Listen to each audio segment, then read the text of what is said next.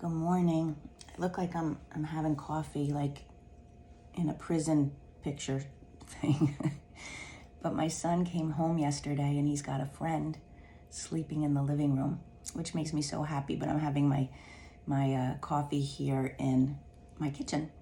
So I'm just sitting against the kitchen wall. But it has come to seem like a tradition to have coffee with you.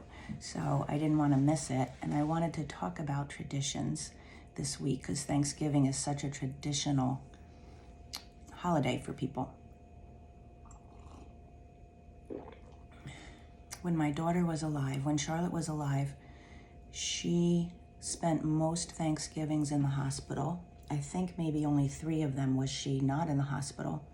And if she wasn't in the hospital at Thanksgiving, she was in at Christmas, and oftentimes the whole time. So her first year, she was born in May, but she came home the night before Thanksgiving for the first time. That's when she got discharged. So we were bringing home a newborn who was 6 months old the night before Thanksgiving. So we just ordered dinner from Wegmans, basics, and that began a tradition of Thanksgivings being at the hospital. We used to bring food in. A couple of years, those of you who remember, you guys, people in our lives, sent dinner to the hospital. We live in New Jersey, and her hospital was Columbia Presbyterian in New York. So it was an hour drive with no traffic. A couple years, people had dinner sent to us. A couple years, we brought dinner in. We brought pies in. We shared it with the nurses. We would eat and then bring it to the nurses' station, everything. A couple years, we got diner food on the way home.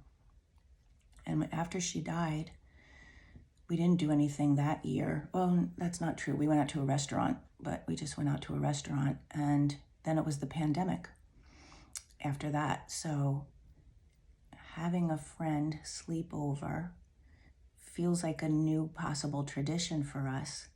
And it makes me really happy. I remember going in with my son when his name is Corey. So driving in with Corey when he was maybe in 6th grade and saying to him, this is not normal that we're always in the hospital. Most people are home today baking pies or Christmas cookies, etc., etc. And what we do is not normal. I was really worried that he was not going to have the experience of the normal holidays, and he didn't, but he had our experience of our tradition, which was doing our best to be together, even when she was there. And now it feels really good to start this tradition of having a friend sleep over the night before. He's grown now. He's in college. I think they got home at 2:30 this morning, and it's only a few hours after that. But I'll take it. And traditions can be passed down. Like maybe you do stuff that you've just done for generations. There's a story of this little girl making meatloaf with her mom. And they make the meatloaf and they cut off the end before they cook it. And she says, "Mom, why did we cut off the end?" And the mom says, "I don't know. Your grandmother always did that. Let me call her and ask her." So they call the grandma, and the grandma says, "I don't know. My mother always did that. And she's in the nursing home. I need to call her anyway. Let me call her and ask her." So she calls the great-grandma, and the great-grandma says, "Oh, we did that because my mother only had one pan and the meatloaf didn't fit. So we would cut the end off so we could fit it." And that's just how everybody did stuff.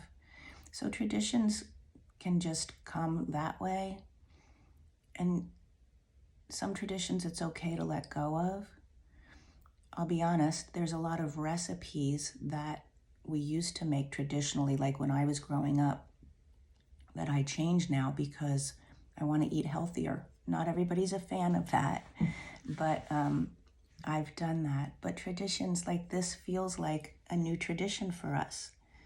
It feels good to think about creating new traditions, just as good as it feels to have traditions from the past, which is really all about certainty. It's just about certainty and comfort. That's what traditions bring us. So we can create certainty and comfort even with something new, which is what we're doing. Have a really great Thanksgiving. I love having coffee with you.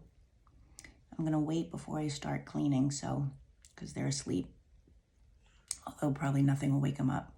But have a really happy holiday. I'll see you soon.